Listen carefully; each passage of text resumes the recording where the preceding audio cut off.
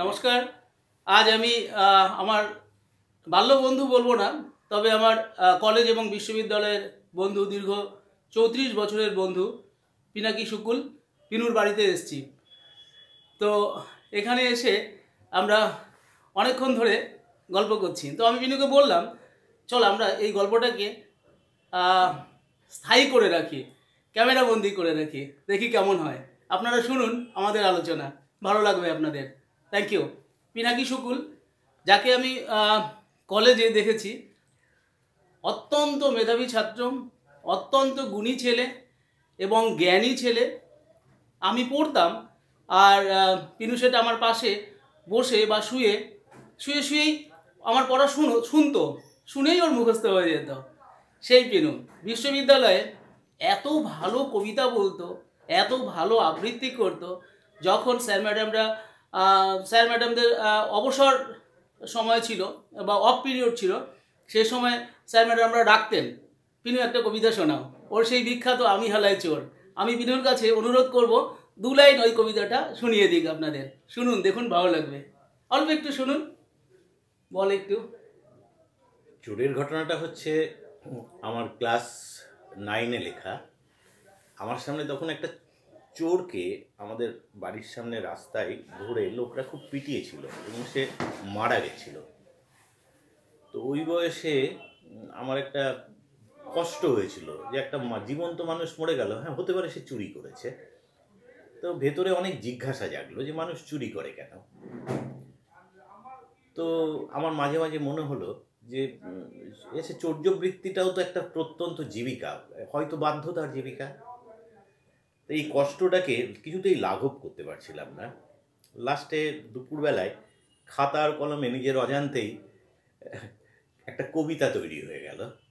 যদিও কবিতাটা শ্লেষ মানে কি, যার বাইরেটা শুনলে একটু হাসি পাই, মজা লাগে, কিন্তু অনুভব করলে ভেতরটা খুব যন্ত্রণার, খুব কষ্টের। একদম এইগুলোকে শ্লেষ বলে। আমি তখন শ্লেষ কবিতায় বেশি লিখতাম, মানে কষ্টটাকে হাসিয়ে লিখতাম, হাসি দিয়ে লিখতাম। তো চোরটাকেও সেইভাবেই লিখেছিলাম। তো স্বাভাবিকভাবে এটা বহু বছর আগের লেখা, এখন আমার বয়স প্রায় 61। আর যখন এই ছড়াটা লিখেছিলাম তখন আমার বয়স ক্লাস 9-এর ছাত্র আমি। আর আমি যখন শুনেছিলাম তখন তখন 18 কি 19, আমরা ফার্স্ট ইয়ারে, কলেজে ফার্স্ট ইয়ারে, সেটা প্রথম শোনা। শুনুন আপনারাও। চোর, আমি হেলাই চোর, পাইকা সিধা চোর, রাতে হেলাই চুরি করি, ঘুমোই দুপুর ভোর, আমি হেলাই পাইকা সিধা চোর। লেহা পড়া সে আর আমার শখ আসিল বটে, শখ থাকলেই সব কি এলাই বাইকে সবার জোটে। জন্মে এলাই মা কেছি শুনিল হে কয়, তারপর মোট বয়স যখন 8 পারুয়ে লয়, বাপটা হলো শস্যাগত, ওইসা হলো আই। জন ঘাটা নাই, পেট কান্দে, কি আনি কি খাই, ইদি আবার বাপের অসুখ হুদুই দেহি বারে। হাসপাতালের মাগনা জলে রোগ কি কারো সারে, আমার বেলায় কাম জোটে না, সবাই বাইসা কয়, পেটের জ্বালায় সেই পেট্রোল চুরি করতে হয়, তখন আমার বয়স যাবে। লয় চুরি করি দরাও পরিবেদ মারও কাই, 2 দিন পরেই বাপডা মলো, এবার কমে যায়। বাচ্চা বলে কাম জোটে না, তারপর চোর জানে, কিন্তু কও পেট কি কারো এসব কথা মানে? শেষে হালাই চুরি করি, সেই ঠিক কাই চোর। কতবারই চুরি করছি, মাঝে মধ্যে ধরা পড়ছি, কতবার তো জেলি গেলাম, কতবার তো ছাড়াও পালাম, কত লোহির হাতি খালাম, কত যে মারদোর, এমন লোহে মারছি আবার, সেও হালাই চোর।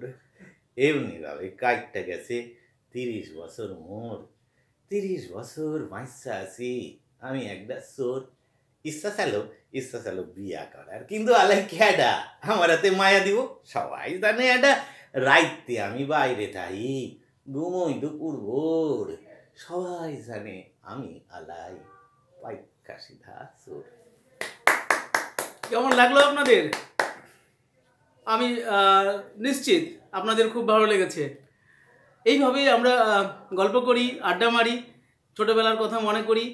আমরা একসাথে অনেক বছর কাটিয়েছি, একসাথে অনেক অনেক সময় কাটিয়েছি, অনেক মিনিট, অনেক ঘন্টা, অনেক সপ্তাহ, অনেক মাস, অনেকগুলি বছর একসাথে কাটিয়েছি। সুখে দুঃখে আনন্দ বেদনায় আমরা একসাথে ছিলাম সব সময়।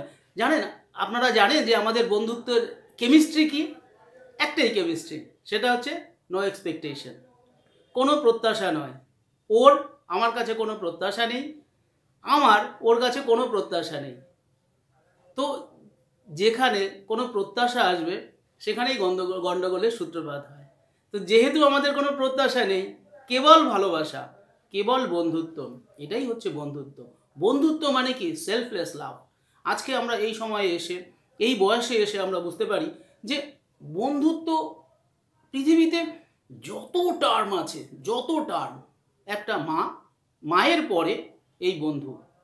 বন্ধু হচ্ছে সেই ছেলে বা সেই মেয়ে যে আপনার সুখে থাকবে, দুঃখে থাকবে, বিপদে থাকবে, আনন্দের দিনে থাকবে, খুশিতে থাকবে, এবং ওই সেই একটা শ্লোক আছে না পিনু, যে শ্মশানেও থাকবে, রাজদ্বারেও থাকবে, সব জায়গাতেই থাকবে, যে সেই হচ্ছে প্রকৃত বন্ধু। তো আমি অত্যন্ত সৌভাগ্যবান যে পিনুর মতন একজন বন্ধুত্ব পেয়েছি। আপনারা জানলে খুশি হবেন। যদিও আমরা একসাথে পড়তাম, কিন্তু ওকে আমি এত রেসপেক্ট করতাম যে যখন আমি দিল্লিতে ছিলাম, সেটা 90-এর দশকে, আমি MA পাস করার পরে দিল্লিতে চলে যাই। যাওয়ার পরে আমি ওর সাথে কিন্তু যোগাযোগ ছাড়িনি বা যোগাযোগ বিচ্ছিন্ন করিনি। আমি ওকে চিঠি লিখতাম, আর চিঠিতে আমি লিখতাম পিনুবাবু, ডিয়ার পিনুবাবু, এইভাবে লিখতাম। আমাদের আরেক বন্ধু ছিল, সেও খুব ভালো, এখন উকিল, সুস্মিত কুমার দাস। ও এখন লয়ার হয়েছে, কল্যাণী কোর্টে প্র্যাকটিস করে, সম্ভবত ও গভর্নমেন্ট প্লিডার। তো ভীষণ ভালো আমাদের বন্ধুত্ব ছিল। কখনো সুস্মিতের সাথে সময় কাটিয়েছি, কখনো পিনুর সাথে। তবে পিনুর সাথে সবচেয়ে বেশি সময়টা আমি কাটাতে পেরেছি। আমার ভীষণ ভালো লাগে এখনও, যখন সময় পাই, একটু সময় পেলেই হয় আমি ওর লর্ডসের মোড়ের এই বাড়িতে চলে আসি, না হলে ও আমার শখের বাজারের বাড়িতে চলে যায়। দেখুন ঈশ্বর কি সুন্দর, কত ভালো। উনি অন্তর্যামী, ঈশ্বরকে অন্তর্যামী বলা হয়। কেন বলা হয় জানেন? ঈশ্বর জানেন যে এর অন্তরঙ্গ বন্ধু। তো এই জন্যেই ঈশ্বর মনে হয় আমাদের এইখানে এনেছেন। তো আমার তো ভীষণই ভালো লাগে। একটু সময় পেয়েছি, পিনু ডাকলো, বাস অফিস থেকেই চলে আসলাম, পিনুর বাড়িতে আসলাম, এসে পিনুর সাথে গল্প করছি, ভীষণ ভালো লাগছে। আমরা একটু আগে ওর পাশে চায়ের দোকান আছে, সেখানে চায়ের দোকানে গিয়ে চা খেলাম, বিস্কুট খেলাম, তারপরে পিনুর ঘরে আসলাম। ঘরে এসে পিনুকে বললাম, পিনু আবার চা বানা। তো ও আবার চা বানালো, চা খেলাম, তারপরে আবার গল্প শুরু হলো। সেই গল্পটাই এটা সেকেন্ড ফেজ, আজকের সেকেন্ড ফেজের গল্প। সেকেন্ড ফেজের গল্পে এই পর্যায়টা এখানটা রয়েছে। এবার পিনুকে বলবো, পিনু আর একটা কবিতা শোনা আমায়, আমাদের সকলের জন্য প্লিজ। তুই যখন বন্ধুত্বের কথা তুললি, তখন তোকে বন্ধুত্বের উপর লেখা একটা ছড়া শোনাচ্ছি। শোনা প্লিজ। বন্ধু তোর হাতটা দে, আজ না হয় সব ভুলে, তোর হাতেই হাতে রেখে গাইব গান প্রাণ খুলে। ইচ্ছে মন হোক সাধন, সব কাঁদন থাক দূরে, আই ছিঁড়ে সব বাঁধন, খেলবো চল রোদ্দুরে, বন্ধু তোর হাত ধরে। আজ আবার শৈশবের কচু পাতায় ঘাস ফড়িং, কৈশোরের উৎসবের মন অবুঝ বন হরিণ, রূপকথার পক্ষীরাজ ফের উরুক মেঘ চূড়ে, হোক সবই সত্যি আজ, খেলবো চল রোদ্দুরে, বন্ধু তোর হাত ধরে। ধর্মজাত রঙ্কিকার মিথ্যে সব বুজরুকি, রক্ত লাল তোর আমার, সূর্য এক দেয় উকি, এক আকাশ এক মাটি এক বাতাস ফুরফুরে, ঘাস সবুজ চল হাঁটি, খেলবো আজ রোদ্দুরে, বন্ধু তোর হাত ধরে। রাস্তা জ্যাম লালবাতি, মন ট্রাফিক সিগনালে, এক ঘের দিন রাতি এক খাঁচার হাল চালে, কল ধোঁয়ার অন্ধকার বন্ধ শ্বাস খাই কুরে, এই জীবন আজ না আর, খেলবো চল রোদ্দুরে, বন্ধু তোর হাত ধরে, বন্ধু চল রোদ্দুরে। কেমন লাগলো? কোথাও পাবেন না এখনো, আজকের দিনও। পিনুকে যদি বলা হয় যে পিনু একটা কবিতা শোনাতো, তো ও সঙ্গে সঙ্গে শোনায়। ওর এগুলি কিন্তু ওকে দেখে বলতে হয় না, ওর স্মৃতিশক্তি এত প্রখর, যেটা ও ছোটোবেলায় পড়েছে, যেটা ও ছোটোবেলায় শুনেছে, বা ছোটোবেলায় যে কবিতাটা ও বলেছে, আজকে হুবহু, এখন আরও বেশি ম্যাচিওর, তো ও এখনও এত সুন্দর কবিতা বলতে পারে, শুধু বলতে পারে না, পিনুর স্বরচিত কবিতা, এটা মনে হয় তোর নিজের লেখা না পিনু? নিজের লেখা। আপনি দেখুন ছন্দ, আপনি দেখুন ভাষা, আপনি দেখুন ওর উচ্চারণ এত সুন্দর। আমি তো ভীষণ প্লিজড, ভীষণ ভালো লাগে আমার। সময় পেলেই সেই জন্যই চলে আসি এই টানে, এই বন্ধুত্বের টানে। আর এই লোক কবিতা শুনবো, ওর গল্প শুনবো, এই জন্যে চলে আসি পিনুর কাছে। থ্যাংক ইউ, আজকে এইটুকু রাখলাম। আবার পরের ভিডিওতে আমি চেষ্টা করব, যদি ওর সাথে দেখা হয় বা পরবর্তীতে কথা হয়, সেইটা আপনাদের সামনে উপস্থাপন করবো। Thank you, thank you, thank you very much.